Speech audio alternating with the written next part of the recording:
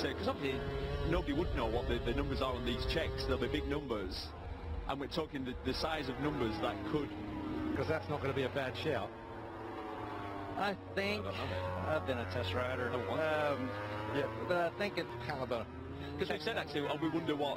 Well, Jonas Folger, he's never been one that's been paid big bucks yet. I think it's a little bit depending on management. As much as they are based halfway around the world, whereas you've got Ducati, they've got their own racetrack, own aero, own everything, all in one place. And so Michele Pirro, who's worth his weight in gold at that one crash. I love the Ducati World Weekend at Misano. They all went out on the latest V4s, and he because obviously think of the money that's going out there in the race. It's a fun race. You've got to deal with all the egos out there because everyone wants to win. No one wants to day given a bike exactly the same as everyone else's. Yeah. And out he fast, but he ran off the track, didn't he? Well, that's how he is nowadays, isn't he? You like what I said about him? He's lost a little bit of that edge, a bit of talent almost. Not yet, you don't lose talent. He's half second faster than everybody, but yeah, what you're saying then, he's taking advantage of the fresh tyre. Yes. Go to the line, brand new livery flex box. LCR, Lucio Cecchinello doing the business again. Position out there with Craig. We've got a man down, JT's down. Yeah, is he down now? Yeah. Has he crashed? Yeah, he's crashed. JT, oh no, he's run on, surely. That looks like he's had to... It's very, too clean. Very close here, isn't it? I mean, in World Super, it was too close. Look what happened to Leitch, was it? Yeah, it was a Leitch. But that could be a career-ending... He really could. I've heard that already. That's one of the rumours in the paddock this weekend. And that was all down to the barrier just being too close. They've got a little bit more with it. Yeah, he does have one qualifying session to wait before he gets out in Q2. Q1 up and running to talk you through it all. Neil Hodgson and Keith Hume. Trucci's, presumably his #1 machine, has just gone pop. It's been a while since we've seen that on a Ducati. It's most people were trying what was a race setup with a hard front and a hard rear. The hard front seems to be the tyre across the board. He'd read somewhere that Aleix, obviously remember, he did race at the last one. Well, Saxon, tell you what, 55.1 was Rossi's FP3 time earlier today, which were the best conditions that we've seen at this racetrack this weekend. So we took a tumble earlier in FP4, Tom Luthi. I'm waiting for, Bautista's in there, 40 back. Here's Viñales to the line. What's that do? That's what I expected. 56.1 from him then. So he's a second off what he's... We're talking about two different tracks, aren't we? Yep, with it being 20 degrees, the track temperature is 20 degrees hotter than it was this morning. Or about that, I'm guessing. Rins. Shaking, he's going to continue, obviously, with his serious injuries. Leon Haslam's going to World Superbikes. The champ... Absolutely not a chance. I don't know where on earth you got that from, whoever it was he sent me this week. I'll tell you, I don't know exactly, but it'll be a impress with this. Maybe he's going to just do his first run with a hard in, because that's all he...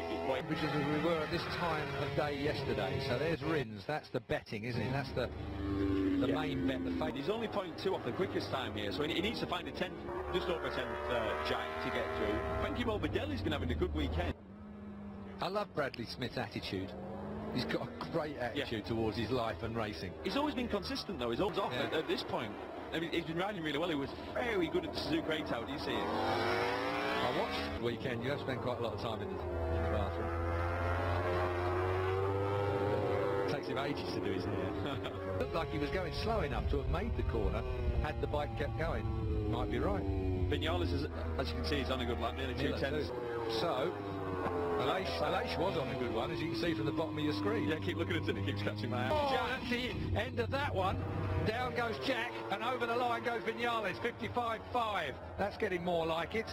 So he was on such a good lap, Jack Miller, as well. Well, that's what you've got to do. I said it earlier, that's exactly what Bautista's... You know what, the weather, I think, has flattened the motors out as well, I'm sure. It's so hot here. It's just knocked a bit off the horsepower as well.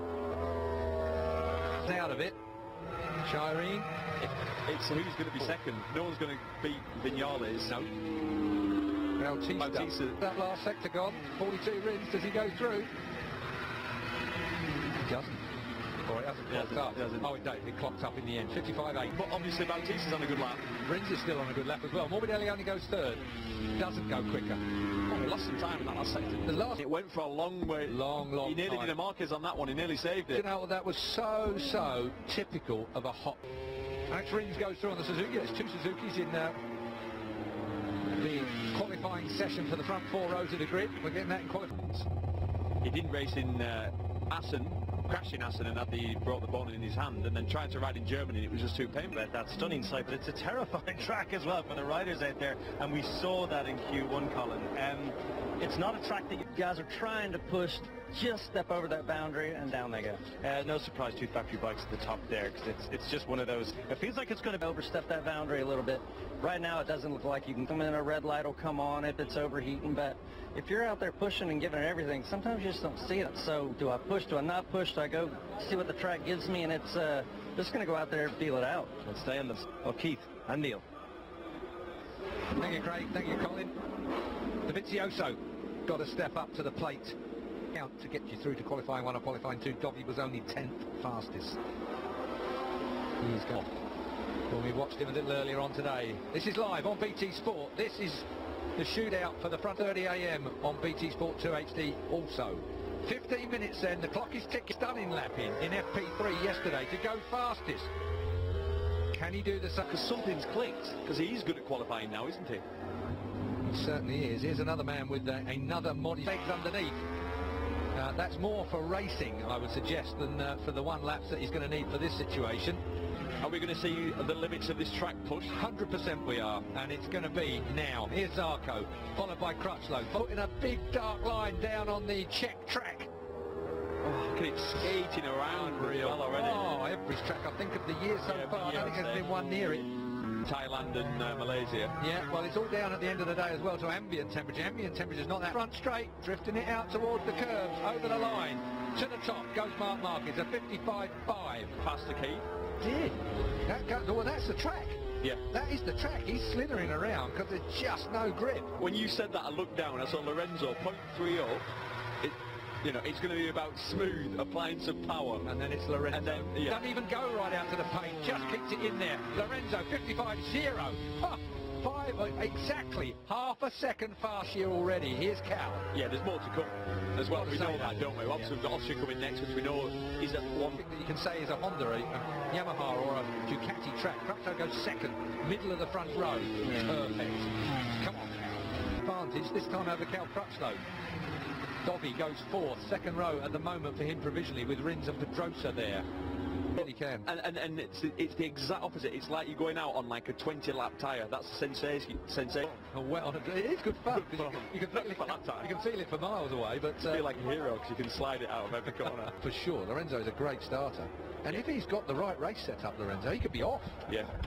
And that's what's going to be fun. So far this season, laps led. Lorenzo, yeah. Marquez has the most, but only by 2 laps. For the punishment he's going to take, and with Lorenzo, a different way round it for Lorenzo is that tank affair that he can hook his legs underneath to try and... If there's an opportunity presents itself on that opening lap, he is going to be through and pushing. You don't want him anywhere near you down to, you know, the same things have been levelled at Tito and the ride that he's had. But for him to come back into a situation where he's a proper motor... 55.0, oh, again, 038, he's gone quicker still. Yannone and Rins, second and third, because he's sure going back onto the front row. Oh, 54.9, the first man in the 54s this weekend. He pulled something out of the bag, just a bit special. Danny Pedrosa, he was the quickest man on top of the sheets yesterday as well. Keep an eye out the bag. Rossi has just lost a bit of time, but it's 0.08 off. Can he do something? Oh, there's the flag. Dobby goes top, 54.689. Kicks it out the park. Nearly 3/10 quicker than Rossi. Who's Kone and Rins are back on row 3. And row 4, Pedrosa, Rabat and Viñales. What a... 0.7th obviously on the Yamaha. Where that time came from Dobby, I have no idea. He's been fast all weekend, but he didn't see a... Ting Tong is crazy in time. Sorry. In FP3, because it was like his last lap that got him through to qualifying 2. Personally, nice. You know, it's not bad at wheelies, is it? He's done a few. He's done a few. This racetrack, first time he ever